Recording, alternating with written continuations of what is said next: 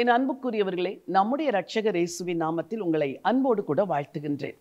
உங்களுக்கு அருமையானவர்கள், நெருக்கமானவர்கள், நீங்கள் நன்றாய் அறிந்தவர்கள் ஒருவரை குறித்து மற்றொருவர் தீய காரியத்தை சொல்லும் பொழுது நீங்கள் என்ன சொல்லுவீர்கள்? நிச்சயமாய் கிடையாது, அவர் அப்படிப்பட்ட நபரே கிடையாது, நான் அடித்து சொல்லுவேன், அவர் அப்படிப்பட்ட நபர் கிடையாது என்று அவருக்காக நீங்கள் வழக்காடுவீர்கள் தானே?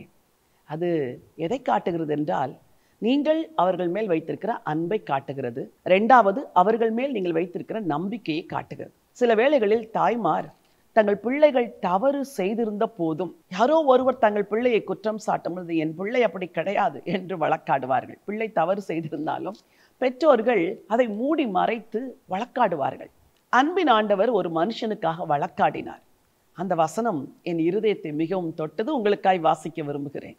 எண்ணாகமம் 12ஆம் அதிகாரம் 7வது வசனம். என் தாசனாகிய மோசேயோ அப்படிப்பட்டவன் அல்ல, என் வீட்டில் எங்கும் அவன் உண்மையுள்ளவன். ஆண்டவர் மோசேயை குறித்து சொல்லுகிறார், என் தாசனாகிய மோசேயோ அப்படிப்பட்டவன் அல்ல, தேவனுடைய வீட்டில் எங்கும் அவன் உண்மை உள்ளவன். இது எவ்வளவு ஒரு பயங்கரமான சாட்சி! அவன் அப்படி கிடையாது. ஆண்டவர் நின்று வழக்காடுகிறார். மோசேக்கு விரோதமாய் ஏராளமான பேர் எழும்புகிறார்கள், விரோதமாய் பேசுகிறார்கள், தூஷிக்கிறார்கள், எல்லாம் நடக்கிறது. ஆண்டவர் சொல்லுகிறார், என் தாசனாகிய மோசே அப்படிப்பட்டவன் அல்ல, அவன் தேவனுடைய வீட்டில் எங்கும் உண்மையுள்ளவன். பிரியமானவர்களே, மற்றவர்களிடத்தில் நற்சாட்சி பெறும்படி எவ்வளவோ பிரயாசப்படுகிறீர்கள். இன்றைக்கு ஆண்டவர் உங்களை குறித்து சாட்சி கொடுக்க வேண்டும். என்ன சாட்சி தெரியுமா? என் தாசனாகிய மோசேயோ அப்படிப்பட்டவன் அல்ல, என் மகள் அப்படிப்பட்டவள் அல்ல, அவன் உண்மை உள்ளவன், அவள் உண்மை உள்ளவள், என் வீட்டில் எங்கும் உண்மை உள்ளவன், எங்கும் உண்மை உள்ளவள் என்று உங்களை குறித்து சொல்லுகிற அந்த ஒரு சாட்சிக்காக நீங்கள் உயிர் வாழ வேண்டும். உலகத்தில் யார் நம்மை புகழ்ந்தால் என்ன, யார் நம்மை இகழ்ந்தால் என்ன, அது அல்ல காரியம். ஆண்டவர் சொல்ல வேண்டும், அவள் அப்படி கிடையாது, அவன் அப்படி கிடையாது, அவன் உண்மை உள்ளவன், அவள் உண்மை உள்ளவள். இந்த ஒரு சாட்சியை நீங்கள் ஆண்டவரிடத்தில் பெறுவதற்காக இந்த உலகத்தில் எந்த தியாகத்தையும் செய்யலாம். கர்த்தர் அதை விரும்புகிறார். இன்றைக்கு உங்களுக்காய் நான் ஜெபிக்க விரும்புகிறேன். ஒரே ஒரு காரியத்திற்காய் தீர்மானியுங்கள், ஆண்டவரிடத்திலிருந்து நற்சாட்சியை பெறுவதற்கு. ஜெபிக்கலாமா?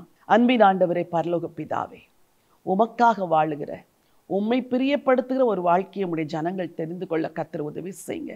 மோசேயை போல உம்முடைய வீட்டில் எங்கும் உண்மை உள்ள ஜனங்களாய் உம்முடைய ஜனங்கள் வாழட்டும். அந்த உண்மையின் ஆவியை ஒவ்வொருவர் மேலும் வைக்க வேண்டும் என்று உம்முடைய அடியால் நான் ஜெபம் பண்ணுகிறேன். ஆசீர்வதிங்கப்பா, இந்த நாளெல்லாம் வழி நடத்துங்க. ராஜாதி ராஜா இயேசுவின் நாமத்தில் பிதாவே, ஆமேன், ஆமேன். பிரியமானவர்களே, ஆண்டவரிடத்திலிருந்து பெறுகிற சாட்சியே உலகத்தில் சிறந்த சாட்சி. அதற்காக வாழுங்கள், அதற்காக பிரயாசப்படுங்கள்.